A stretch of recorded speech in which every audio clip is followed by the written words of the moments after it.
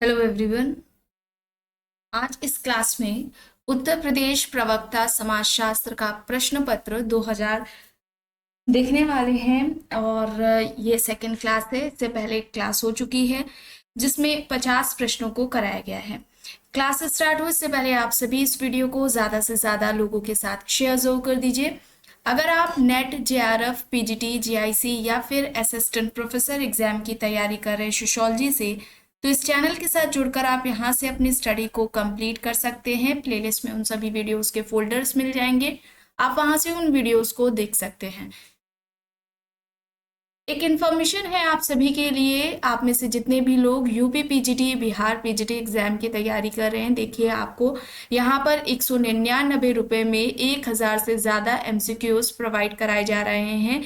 1000 से ज़्यादा एमसीक्यूज है, ठीक है, ये ध्यान रखिएगा। और 300 से ज़्यादा जो एमसीक्यूज है ये प्रमुख समाजशास्त्रियों से संबंधित है। इनमें भारतीय समाजशास्त्री भी शामिल है और उन सभी समाजशास्त्रियों के द्वारा जो महत्वपूर्ण सिद्धांत और महत्वपूर्ण जो पुस्तकें हैं उनकी, ये भी पीडीएफ में शामिल है।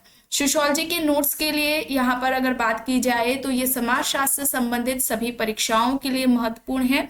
इसका जो प्राइस है वो 399 रुपये रखा गया है, ठीक है। इसे आप ले सकते हैं। आप किसी भी एग्जाम, सोशियोलॉजी से संबंधित किसी का भी एग्जाम दे रहे हैं, देने वाले हैं, तो उसके लिए आप इसे ले सकते हैं, ठीक है। इसमें सभी जो नोट्स हैं, ज़्यादातर टॉपिक्स कंप्लीट कराए गए हैं और इसके अलावा जो समाजशास्त्र से संबंधित महत्वपूर्ण अवधारणाएं हैं वे भी इस पीडीएफ में शामिल होगी और साथ में जो समाजशास्त्र से संबंधित महत्वपूर्ण पुस्तकें हैं वे भी इसमें शामिल है। पेमेंट प्रोसेस की बात की जाए तो यहाँ पर ये यूपीआई आईडी दी गई है, इस पर पेमेंट करना है और उस पेमेंट का स्क्रीनशॉट इस व्हाट्सएप नंबर पर देना है। व्हाट्सएप नंबर है 790-555-3851, ठीक है। इस पर सेंड करना है, इसी से आपको पीडीएफ प्रोवाइड करा दी जाएगी। इससे संबंधित कोई भी आप जानकारी चाहते हैं तो इसी व्हाट्सएप नंबर पर मैसेज करके पूछ सकते हैं। 50 प्रश्न हो गए थे, ओके। यहां से शुरू करना है। देखिए प्रश्न है, राष्ट्रीय महिला आयोग का गठन किस वर्ष हुआ?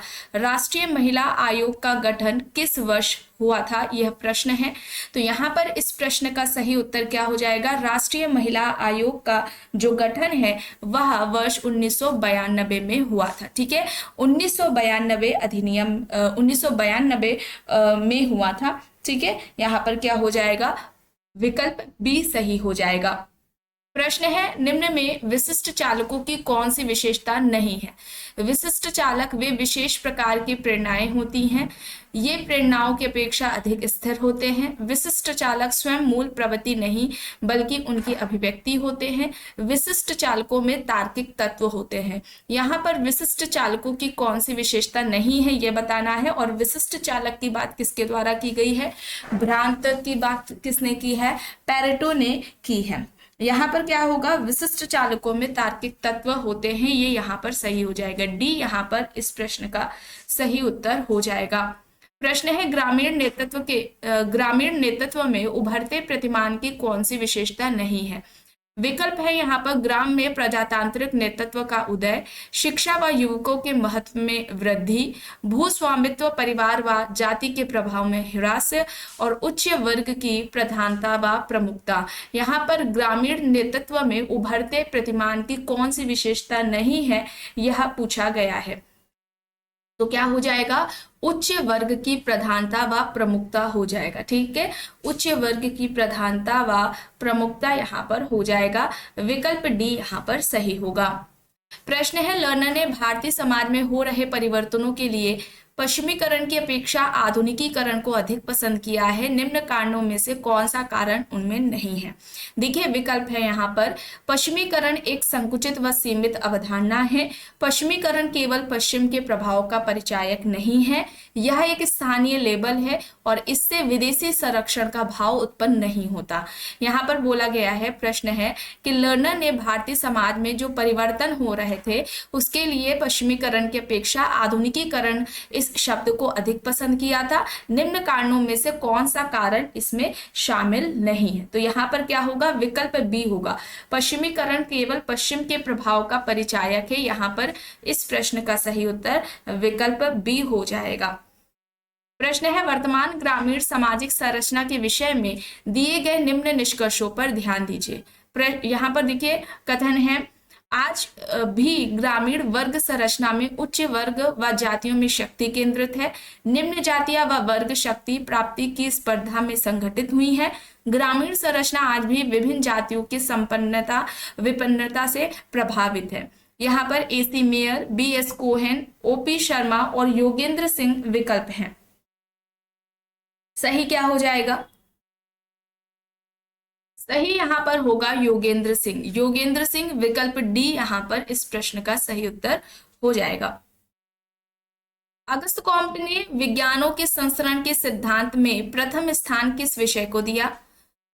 प्राणी शास्त्र, भौतिक शास्त्र, गणित शास्त्र और समाज शास्त्र यहाँ पर है। अगस्त कॉम्ट द्वारा विज्ञानों का वर्गीकरण दिया गया था, आपको बताया गया है। सबसे पहले उन्होंने किस विषय की बात की?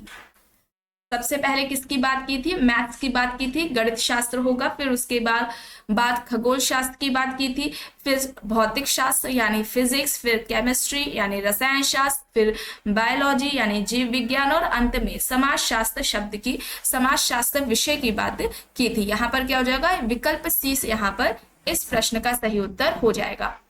प्रश्न है, आधुनिकीकरण का अंतिम महत्वपूर्ण मापदंड क्या है? जन सहभागिता, विवेकशीलता, गतिशीलता, औद्योगिकीकरण। यहाँ पर ऑप्शंस दिए गए हैं। आधुनिकीकरण का अंतिम महत्वपूर्ण मापदंड पूछा जा रहा है, क्या है? क्या होगा आधुनिकीकरण का? औद्योगिकीकरण होगा। ठीक है, औद्योगिकीकरण होगा। विकल्प डी यहाँ पर सही होगा। जैन धर्मावलंबी पुनर्जन्म के सिद्धांत को मानते हैं या कथन कैसा है? सही है, गलत है, सही और गलत दोनों है, या फिर उपयुक्त में से कोई नहीं? तो यहाँ पर क्या होगा? ये सत्य है, सही है। विकल्प ए यहाँ पर सही होगा। छात्रवृत्तियों एवं शिक्षण संस्थाओं में स्थान आरक्षण द्वारा अनुसूचित जनजातियों के शैक्षणिक उत्थान के लिए भारतीय संविधान के किस अनुच्छेद में प्रावधान किया गया है? किस अनुच्छेद में बात की गई है? छात्रवृत्ति और शिक्षण संस्थाओं में स्थान के आरक्षण से संबंधित अनुसूचित जनजातियों के उत्थान के शैक्षिक उत्थान के लिए किस अनुच्छेद में बात की गई है? अनुच्छेद कौन सा है? 15D। यहाँ पर विकल्प ए हो जाएगा। ठीक है, विकल्प ए हो जाएगा। यहाँ पर विकल्प ए सही है। प्रश्न है, किस भारतीय समाजशास्त्री का सामाजिक मूल्य का सिद्धांत विश्व भर में प्रसिद्ध हुआ? Doctor D P Mukherjee, doctor D N Majumdar, doctor R K Mukherjee, doctor Yogendra Singh यहाँ पर हैं। इनमें से किस भारतीय समाजशास्त्री का सामाजिक मूल्य का सिद्धांत विश्व में प्रसिद्ध है? क्या हो जाएगा? डॉक्टर राधा कमल मुखर्जी होगा। डॉक्टर राधा कमल मुखर्जी है। ऑप्शन सी यहाँ पर सही है। राधा कमल मुखर्जी ने क्या कहा था? मूल्य को समाज द्वारा मान्यता प्राप्त इच्छाएं और लक्ष्य कहा था। ठीक है, इन सामाजिक मूल्य के बारे में क्या कहा था कि ये मूल्य समाज द्वारा मान्यता प्राप्त इच्छाएं या लक्ष्य होते हैं। प्रश्न है यहाँ पर, सामाजिक अंतःक्रिया वह पारस्परिक प्रभाव है जो मनुष्य अंतः उत्तेजना तथा प्रक्रिया द्वारा एक दूसरे पर डालते हैं। यह कथन किस विचारक का है? कूले, गिस्ट, किम्बॉल, यंग, मीड यहाँ पर है। सामाजिक अंतःक्रिया वह पारस्परिक प्रभाव है जो मनुष्य अंतः उत्तेजना तथा प्रक्रिया द्वारा एक दूसरे पर डालते हैं। सही क्या हो जाएगा?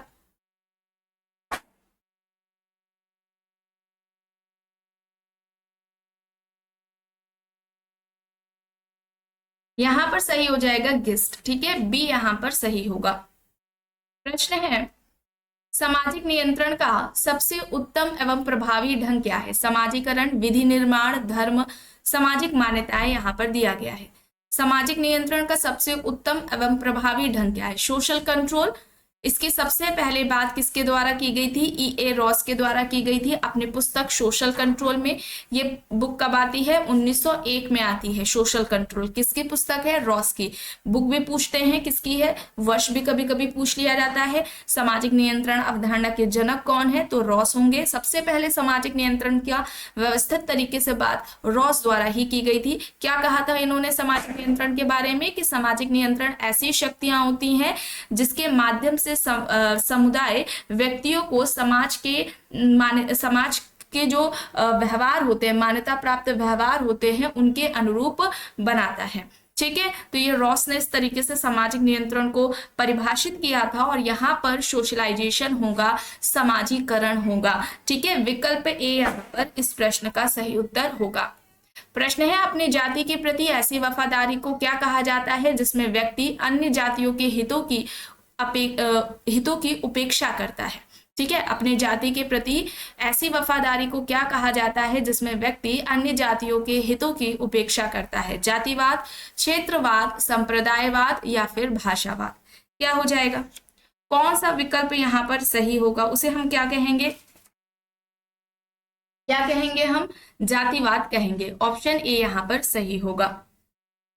प्रश्न है, निम्न में से किसे नगरीकरण की समस्या माना जाएगा? नगरों का विस्तार, मलिन बस्तियों का प्रसार होना, उच्च शिक्षा केंद्रों की स्थापना होना, चिकित्सा की समुचित व्यवस्था होना। देखिए यहाँ पर नगरीकरण की समस्या के बारे में प्रश्न पूछा जा रहा है, तो क्या होगा? मलिन बस्तियों का प्रसार होना। विकल्प बी यहाँ पर सही होगा। ठीक है, मलिन बस्तियों का प्रसार होना होगा, यहाँ पर बी सही है। प्रश्न है, घटना क्रिया विज्ञान सामाजिक अध्ययन में किस प्रकार का दृष्टिकोण अपनाने पर बल देता है? वर्णनात्मक दृष्टिकोण, व्याख्यात्मक दृष्टिकोण, परंपरागत दृष्टिकोण या फिर अन्वेषणात्मक दृष्टिकोण? क्या होगा यहाँ पर? व्याख्यात्मक दृष्टिकोण होगा। बी यहाँ पर सही होगा। देखिए यहाँ पर प्रश्न है, जो व्यवस्था से अनुकूलता या सामंजस्य बनाए रखते हैं वे कहलाते हैं। प्रकार, आकार्य, प्रकट प्रकार्य, अंतर्निहित प्रकार यहाँ पर विकल्प दिए गए हैं। जो व्यवस्था से अनुकूलता या सामंजस्य बनाए रखते हैं वे क्या कहलाते हैं? प्रकार कहलाएंगे, आकार्य कहलाएंगे, प्रकट प्रकार कहलाएंगे या फिर अंतर्निहित प्रकार उन्हें कहा जाएगा? तो यहाँ पर क्या होगा? प्रकार होगा, यानी कि फंक्शंस होंगे। ठीक है, ऑप्शन ए यहाँ पर सही होगा। रॉबर्ट किंग मर्टन ने बात की थी। अब देखिए प्रश्न है, सामाजिक क्रिया दूसरे व्यक्तियों के भूत, वर्तमान या भावी व्यवहार द्वारा प्रभावित हो सकती है। यह कथन सत्य है, असत्य है, ए और बी दोनों या फिर उपयुक्त में से कोई नहीं? सामाजिक क्रिया दूसरे व्यक्तियों के भूत, वर्तमान या भावी व्यवहार द्वारा प्रभावित हो सकती है, बिल्कुल सत्य होगा यहाँ पर। ऑप्शन ए यहाँ पर इस प्रश्न का सही उत्तर हो जाएगा। प्रश्न है, ग्रामीण क्षेत्रों में समग्र विकास और परिवर्तन लाने में सबसे अहम भूमिका किसकी है? विज्ञान और तकनीकी की, बढ़ते हुए अपराधों की, प्रथाओं और परंपराओं की, धार्मिक अंधविश्वासों की? ग्रामीण क्षेत्रों में समग्र विकास और परिवर्तन लाने में सबसे अहम भूमिका इनमें से किसकी होती है? विज्ञान और तकनीकी की। ठीक है, विज्ञान और तकनीकी होगा यहाँ पर। ऑप्शन ए यहाँ पर सही होगा। प्रश्न है, संस्कृति मनुष्य की मौलिक आवश्यकताओं की पूर्ति के लिए उद्देश्यपूर्ण क्रियाओं की संगठित व्यवस्था है। यह कथन किसका है? पिंडिंगटन, मेलानोव्स्की, रूथ बेनेडिक्ट टायलर विकल्प दिए गए हैं। तो यहाँ पर क्या होगा? मेलानोव्स्की ने मानवीय आवश्यकता का सिद्धांत दिया था। 3 तरह की आवश्यकताएं बताई थी, प्राथमिक, द्वितीयक और तृतीयक आवश्यकता। और इन सभी आवश्यकताओं की पूर्ति का साधन मेलानोव्स्की ने संस्कृति को बताया था, जिसका निर्माण यानी कि संस्कृति का निर्माण व्यक्ति ने अपनी इन्हीं आवश्यकताओं को पूरा करने के लिए किया था। यहाँ पर क्या होगा? मेलानोव्स्की होगा। विकल्प बी यहाँ पर सही हो जाएगा। प्रश्न है, पिछड़े वर्ग की समस्याओं के निदान में किसने सबसे अधिक पहल की है? समाज नीति निर्माताओं ने, जगत गुरु शंकराचार्य ने, नेल्सन मंडेला ने, व्यापारियों ने? तो पिछड़े वर्ग की जो समस्या है उसके निदान में इनमें से सबसे अधिक पहल किसकी है? समाज नीति निर्माताओं के द्वारा। ठीक है, विकल्प ए यहाँ पर सही होगा। प्रश्न है निम्न में से कौन सी विशेषता संयुक्त परिवार की नहीं है? 3 पीढ़ी के लोगों का होना, समिष्टवाद की भावना, श्रम का सरल विभाजन, स्वतः विकास। तो ज्वाइंट फैमिली की विशेषता कौन सी नहीं है ये पूछा जा रहा है, तो स्वतः विकास ये नहीं होगा। डी यहाँ पर इस प्रश्न का सही उत्तर होगा। प्रश्न है निम्न में से किस विशेषता का संबंध समिति से है? देखिए विकल्प है समान उद्देश्य, स्वतः उद्देश्य, विशिष्ट उद्देश्य, अनिवार्य उद्देश्य। समिति व्यक्तियों का संकलन है, चूंकि व्यक्तियों का संकलन है तो ये क्या हो जाएगा, मूर्त हो जाएंगे। ठीक है, ऐच्छिक सदस्यता होती है इसकी, अस्थायी प्रकृति होती है। और यहाँ पर क्या होगा, यहाँ पर क्या होगा, विशिष्ट उद्देश्य होगा। क्या होगा, विशिष्ट उद्देश्य पाया जाता है। ठीक है, विशिष्ट उद्देश्यों को पूरा करने के लिए संगठन का निर्माण किया जाता है, समिति का निर्माण किया जाता है उनको प्राप्त करने के लिए। ठीक है, ऐच्छिक सदस्यता होगी, अस्थायी प्रकृति होगी। चलिए आगे देखते हैं। प्रश्न है अपने सामाजिक समूह में से ही जीवन साथी का चुनाव करने का कार्य कहलाता है। विकल्प दिए गए हैं एक विवाह, अंतः विवाह, बहिर्विवाह, कुलीन विवाह। अपने सामाजिक समूह में से ही जीवन साथी का चुनाव करने का जो कार्य है उसे क्या कहा जाएगा, अंतः विवाह कहा जाएगा, अंतः विवाह। ठीक है, अंतः विवाह जीएस घुरिये ने जब कास्ट सिस्टम की बात की थी तो उन्होंने कहा था कि जो जाति व्यवस्था है उसकी जो रीढ़ की हड्डी है वो अंतः विवाह है। ठीक है, और जो जाति व्यवस्था है इसे दूर करने के लिए ज्यादा से ज्यादा अंतर जाति विवाह होने चाहिए। ये बात भी उनके द्वारा, घुरिये के द्वारा ही कही गई है। प्रश्न है भारतवर्ष में निर्धनता का कौन सा कारण अधिक उपयुक्त दिखाई नहीं देता? अशिक्षा, बेरोजगारी, भाग्य का भरोसा करना, काम मिलने पर भी काम करने की इच्छा ना होना। तो निर्धनता का कौन सा कारण है जो कि अधिक उपयुक्त नहीं दिखाई देता? काम मिलने पर भी काम करने की इच्छा ना होना। विकल्प डी यहाँ पर सही होगा। ठीक है, विकल्प डी यहाँ पर सही है। प्रश्न है जिन प्रक्रियाओं के कारण समाज में अव्यवस्था, अराजकता तथा तोड़फोड़ की स्थिति उत्पन्न होती है उन्हें हम क्या कहेंगे? सहयोगी प्रक्रिया, आत्मसात की प्रक्रिया, असहयोगी प्रक्रिया या फिर व्यवस्थापन की प्रक्रिया। ऐसी प्रक्रियाएं जिनके कारण समाज में अव्यवस्था, अराजकता, तोड़फोड़ की स्थिति उत्पन्न हो रही है, तो ये प्रक्रिया क्या कहलाएंगी? असहयोगी प्रक्रिया। आपको कई बार बताया गया है, सोशल प्रोसेस कंप्लीट कराया जा चुका है। आगे आने वाले समय में फिर से इस टॉपिक को एक बार कंप्लीट कराया जाएगा। तो गिलिन एंड गिलिन का नाम आता है, उन्होंने सामाजिक प्रक्रिया के 3 प्रकार बताए थे। समान सामाजिक प्रक्रिया, सहयोगी सामाजिक प्रक्रिया और असहयोगी सामाजिक प्रक्रिया। ठीक है, असहयोगी सामाजिक प्रक्रिया के अंतर्गत संघर्ष, प्रतिस्पर्धा, विरोध, विद्रोह ये सभी आ जाएंगे। ठीक है, यहाँ पर क्या होगा, सी सही हो जाएगा। प्रश्न है औद्योगिकीकरण का आशय होता है बड़े पैमाने पर कृषि उपज का होना, संस्कृति का प्रचार प्रसार होना, कृषि योग्य भूमि के स्थान पर उद्योगों की स्थापना, विभिन्न उद्योगों का बंद हो जाना। औद्योगिकीकरण को इनमें से कौन सा विकल्प सही तरीके से परिभाषित करता है? विकल्प सी, कृषि योग्य भूमि के स्थान पर उद्योगों की स्थापना। ठीक है, सी यहाँ पर सही होगा। प्रश्न है जनसंख्या वृद्धि निर्धारित की जाती है जन्म दर द्वारा, मृत्यु दर द्वारा या फिर देशांतर गमन द्वारा या फिर सभी के द्वारा? तो जनसंख्या वृद्धि दर इन सभी के द्वारा निर्धारित होगी, यहाँ पर डी होगा। ठीक है, यहाँ पर क्या होगा, डी होगा। प्रश्न है धर्मनिरपेक्षीकरण की निम्न में से कौन सी विशेषता है?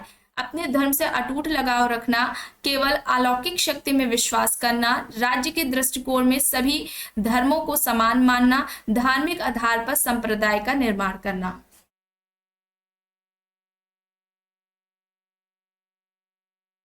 क्या हो जाएगा? धर्मनिरपेक्षीकरण की कौन सी विशेषता है यहाँ पर?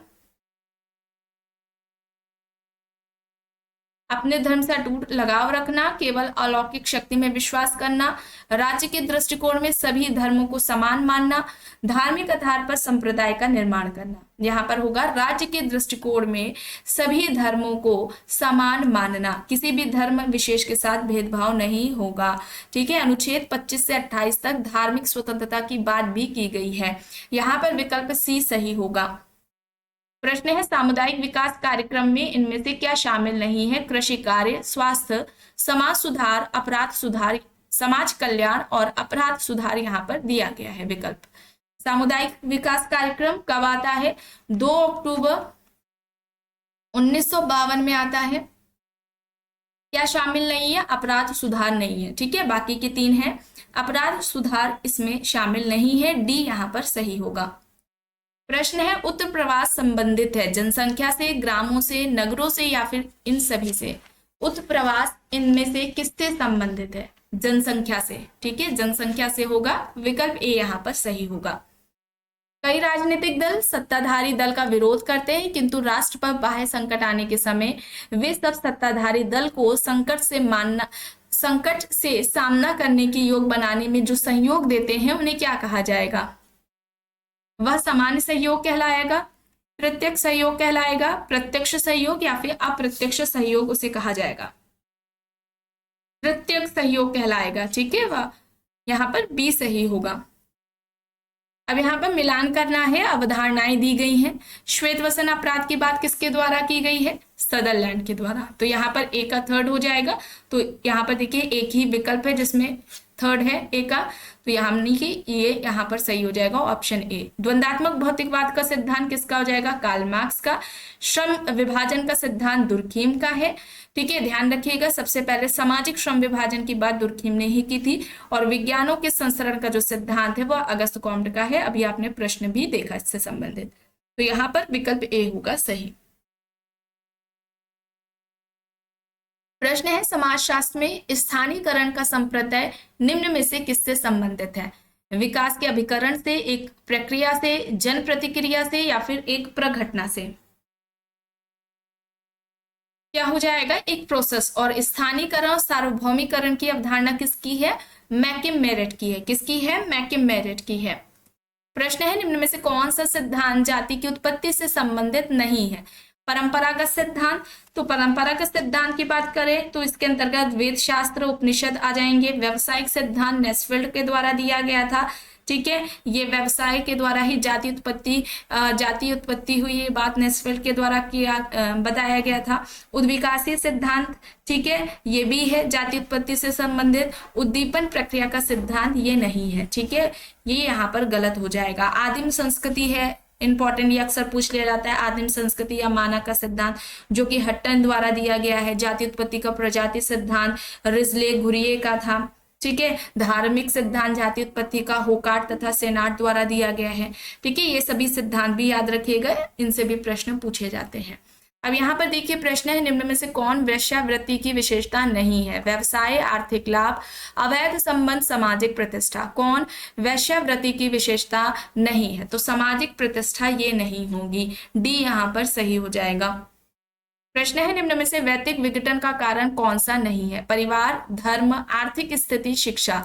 तो वैयक्तिक विघटन का कारण कौन सा नहीं होगा? शिक्षा नहीं होगी। ठीक है, डी हो जाएगा यहाँ पर। संघर्ष का प्रकार्यात्मक सिद्धांत किसका है?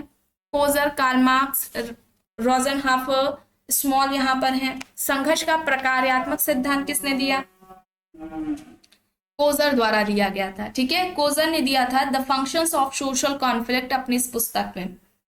संगठनात्मक और विघटनात्मक संघर्ष की बात इन्होंने की थी। ठीक है, सामाजिक संघर्ष के 2 प्रकार बताए थे इन्होंने, संगठनात्मक या विघटनात्मक। 2 तरह के संघर्ष परिणाम हमारे सामने उत्पन्न करता है, संगठनात्मक और विघटनात्मक।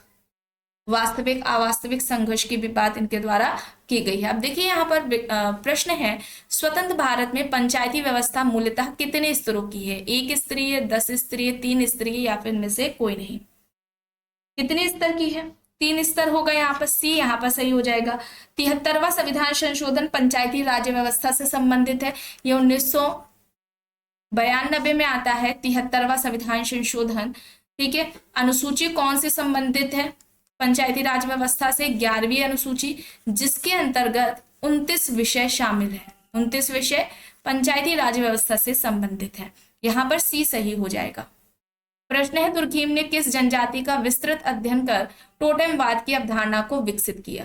तो अरुंटा जनजाति पर अध्ययन था, कई बार बताया गया है। ऑस्ट्रेलिया की अरुंटा जनजाति पर दुर्खेम ने अध्ययन किया था और बताया था कि धर्म का जो प्रारंभिक स्वरूप है वो क्या है, टोटेमवाद है। और इन्होंने धर्म की उत्पत्ति का सामाजिक सिद्धांत दिया था। इनसे पहले जो भी धर्म के सिद्धांत थे, जैसे कि जीवित सत्तावाद, टाइलर वाला, प्रकृतिवाद वाला, जो मैक्स मूलर द्वारा दिया गया, इन सभी का खंडन करके इन्होंने धर्म की उत्पत्ति का सामाजिक सिद्धांत दिया था। यहाँ पर ऑप्शन ए होगा सही। आखिरी प्रश्न है, सामाजिक स्त्रीकरण का आधार किसे माना जाता है, वर्ण को, जाति को, शक्ति को, या फिर ये सभी हो जाएंगे। यहाँ पर सामाजिक स्त्रीकरण का आधार क्या है, ये सभी हो जाएंगे। डी यहाँ पर इस प्रश्न का सही उत्तर हो जाएगा। तो आज की इस क्लास में बस इतना ही। आई होप ये आपको पसंद आई होगी। अगर पसंद आई है तो प्लीज लाइक करिएगा, कमेंट करके जरूर बताइएगा। चैनल पर अगर आप नए हैं तो चैनल को भी जरूर सब्सक्राइब कर लीजिएगा एंड इस वीडियो को जितना हो सके ज्यादा से ज्यादा लोगों के साथ शेयर भी जरूर करिएगा।